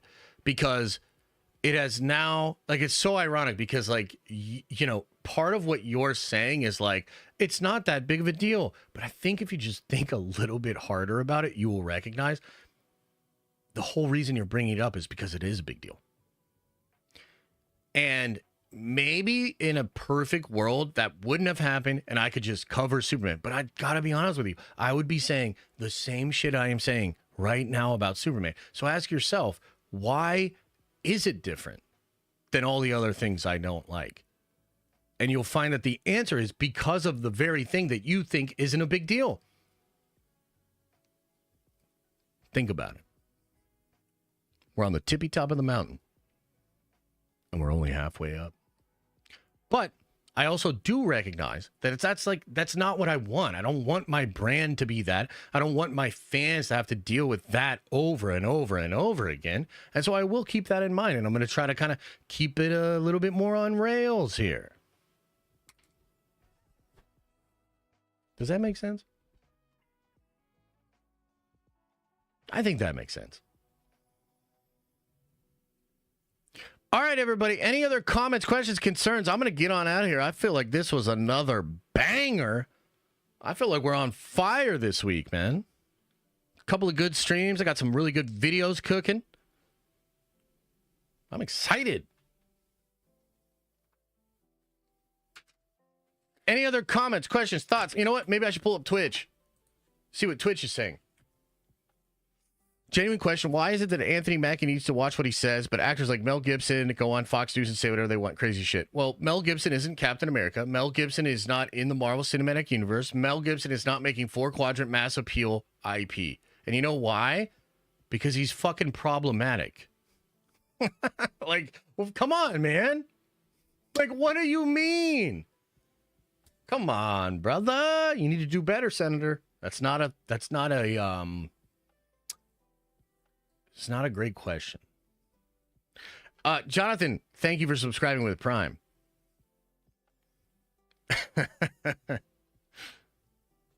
Josh doesn't want Star Wars tarnish Henry before he gets the Warhammer. 100%, that's what it is.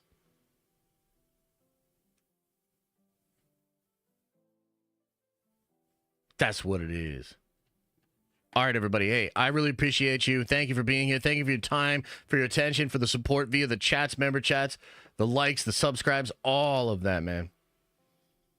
All of that. Appreciate you guys. Maybe more positive news tomorrow. We'll find out. And we'll find out together. As I always say, I hope you are having an awesome and a nerdy day. And I'll see you in the next video.